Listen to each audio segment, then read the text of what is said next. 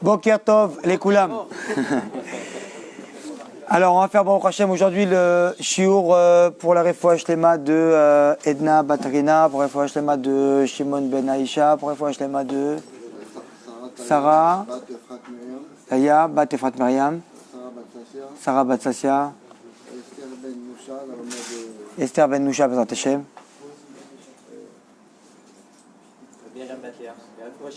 refoua shlema, ouais. Miriam Bat Lea Bezrat Hashem, Velechol Amo Israël Bezrat Hashem. Allez, des bonnes nouvelles, Bezrat Hashem. Alors, on va dire un petit mot, c'était pas prévu que je fasse le cours, mais bon, Hashem, on va dire un petit mot aujourd'hui sur renforcer un petit peu. Et voilà. Donc aujourd'hui, comme vous savez très bien, c'est le jeûne d'Esther. Et on sait qu'une des raisons pourquoi on fait le jeûne d'Esther, c'est que Bezrat Hashem, demain, on va faire le Mishté. On va beaucoup boire, on va beaucoup manger, on va beaucoup rentrer dans la matérialité. Donc, pour venir et réparer un petit peu toutes ces choses-là qu'on va faire demain et qu'on risque un petit peu d'arriver à droite, à gauche, qu'est-ce qu'on va faire? On va faire un jeûne pour réparer déjà à l'avance ce qu'on risque de faire demain. Bezrat Hashem. Très bien.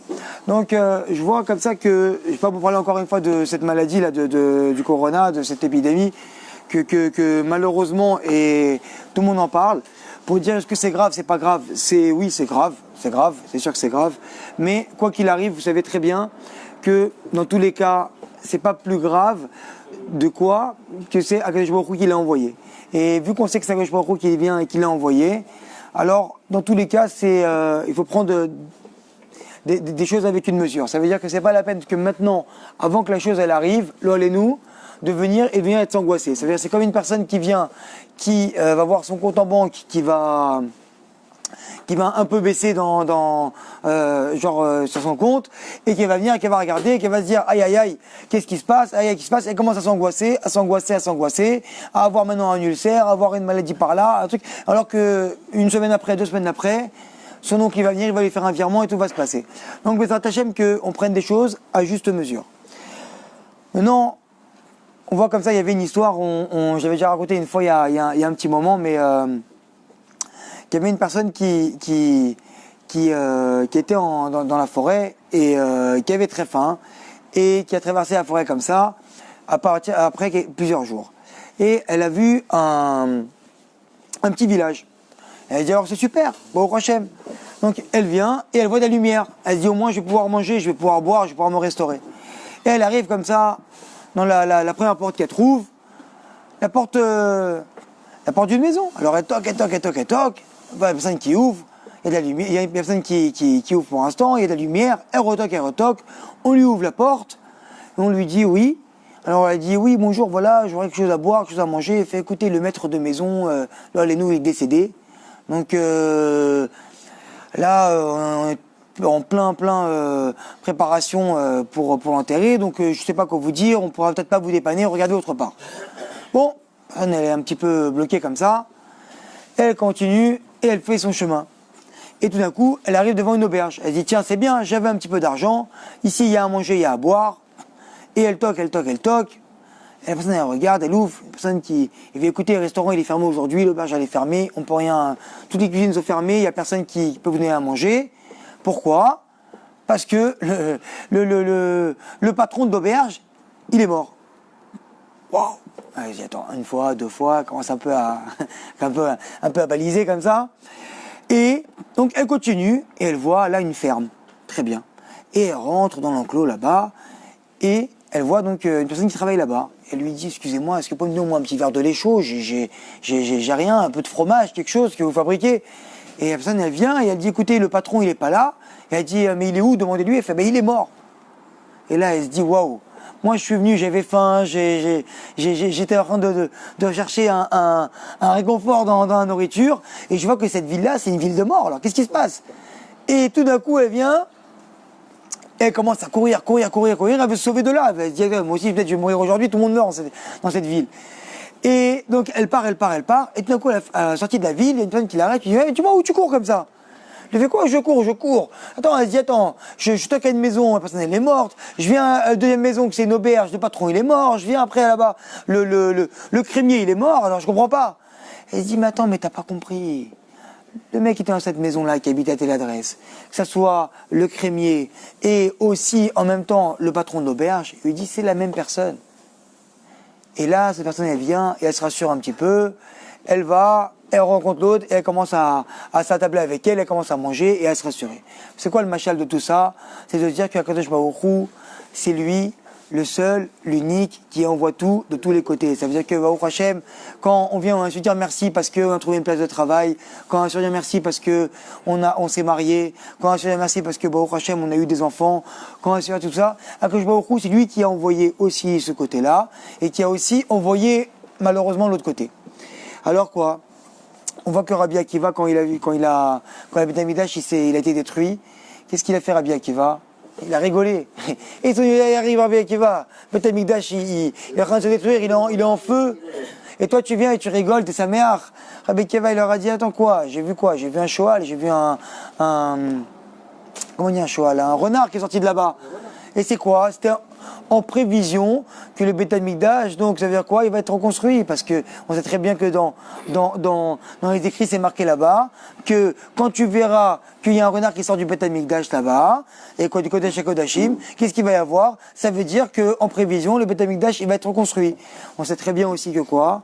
Parce que toujours malheureusement de tout ce que nous on voit du mal, toujours là-bas il sortira le bien.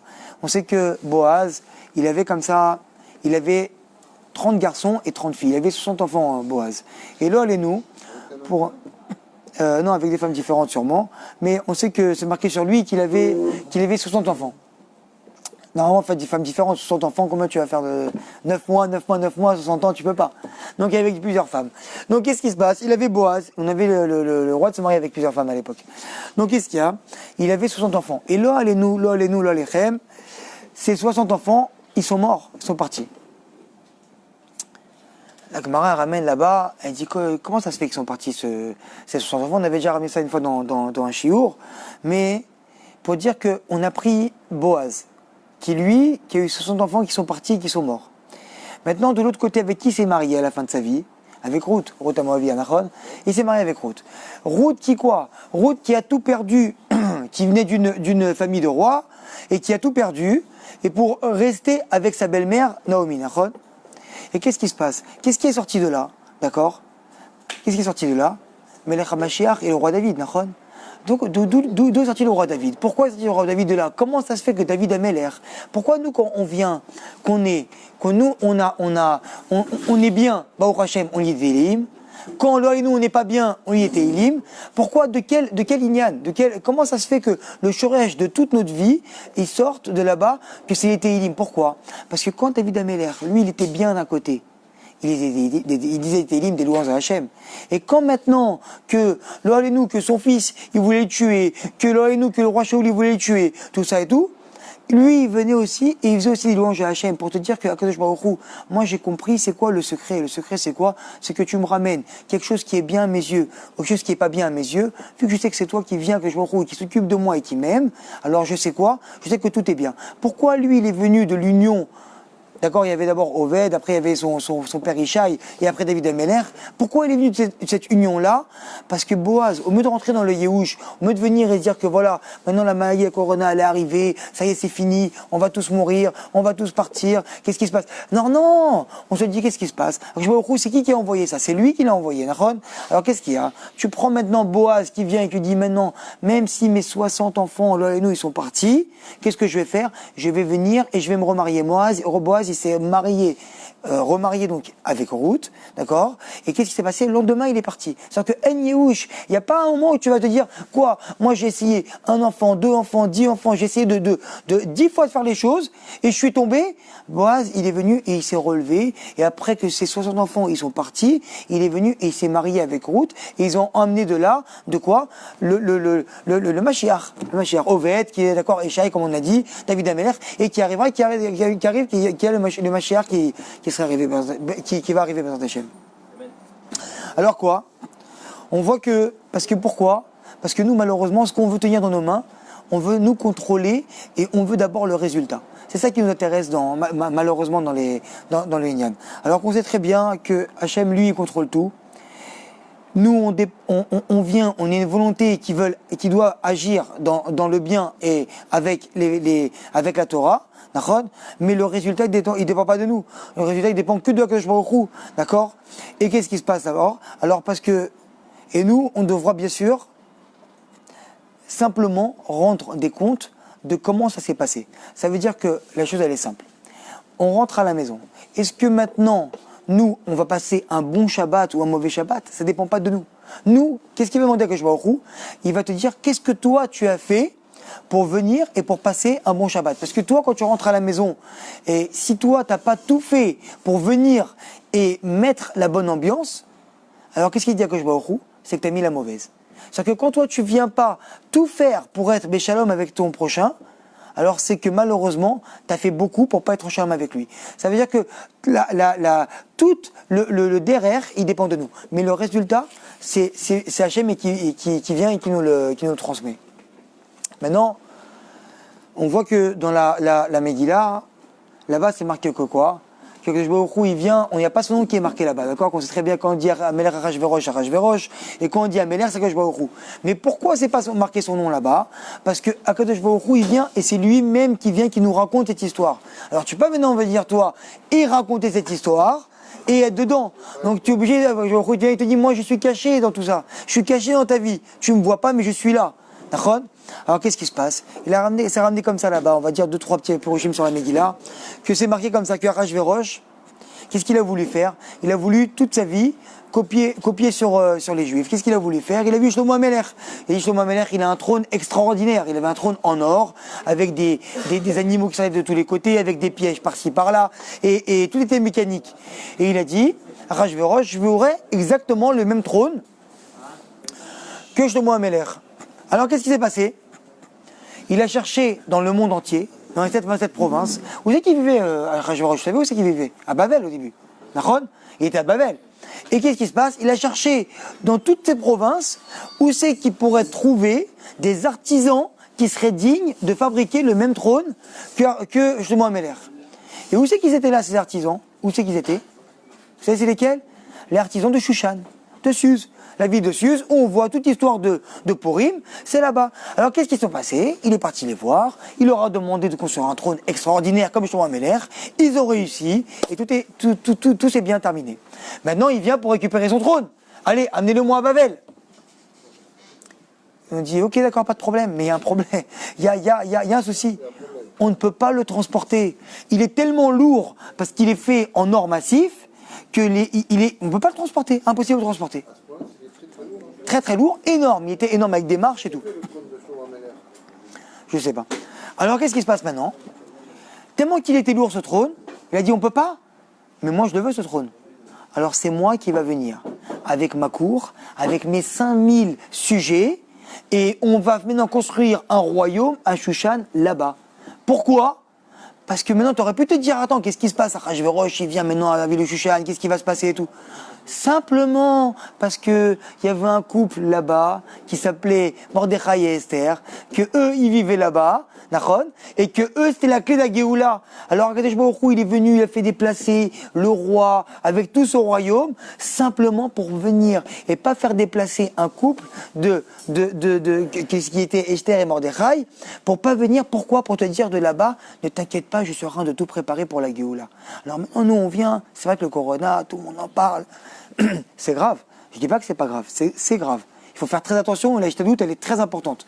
Mais qu'est-ce qui se passe? Akadosh Baruch Hu, il est en train de tout préparer. Maintenant, nous, on vient, on a fait des shurim, à Koletova. Maintenant, tu viens, tu parles avec quelqu'un à Koletova, il dit, ouais, ça va, Koletova, c'est bon, j'ai compris. Je le sais. Mais on le sait, mais on ne le vit pas. Parce que si on le vivait, on n'aurait pas eu cette peur-là autant. Nous, la Ishtadout, on doit la faire. Faire attention, ne pas éviter de serrer les mains partout, ne pas aller dans les endroits où il y a trop de fréquentation. Il n'y a pas de souci. Mais qu'est-ce qui se passe? Ne pas avoir cette psychose-là dans la tête pour arriver et se dire « Waouh, j'ai peur ». Maintenant, encore un yann dans la Megillat Esther.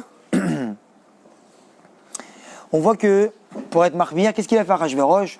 Lui, il a fait un michté pour les hommes. Il a vidé tout son royaume.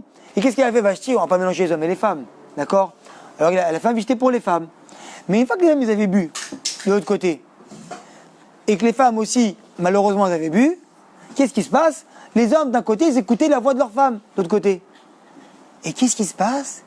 Et maintenant, avec l'alcool et la boisson, un il vient, l'autre il vient, ma femme, tu sais pas ce qu'elle fait comme plat, non mais toi, ta femme elle est comme ça, mais moi tu sais ce qu'elle fait comme mitzvah, et moi elle est plus belle que toi, et moi et ça, et ça, et ça. Et maintenant qu'est-ce qui se passe? Le Sid la Gahava, qui était là-bas, qui était roi Achashverosh, il est venu, il a dit mais vos femmes elles valent rien à côté de ma femme.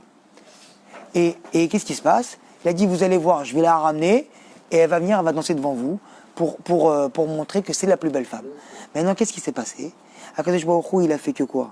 Que tout ça, ça s'est passé pour que, comme on l'a dit la dernière fois, que Vashti, elle vienne, que Achashverosh, il boive le vin, et qu'il appelle sa femme Vashti, que sa femme Vashti, elle avait la lèpre sur une déa, et il y avait une queue qui lui poussait derrière sur une autre déa, que quoi? Qu'elle n'a pas pu venir pour que lui, il vienne, et qu'il demande conseil, et à la fin, c'est Aman qui l'a conseillé, parce que Aman, lui, dans sa tête, il voulait venir, il voulait marier sa fille avec Achashverosh, et il savait très bien que c'était, en fait, donc peut-être possible. Alors qu'est-ce qu'il a fait? Il lui a dit, exécute Vashti. Et maintenant, exécute Vashti, que je vois au coup, il a dit maintenant, vous venez, vous prenez le Mishté, le Shabbat, jour de Shabbat Kodesh, vous êtes en train de passer maintenant, vous faites maintenant la fête, genre avec Achashverosh, qui s'habille lui avec les habits du Kohen Gadol et tout ça, et on prend toute la Chavila, d'accord?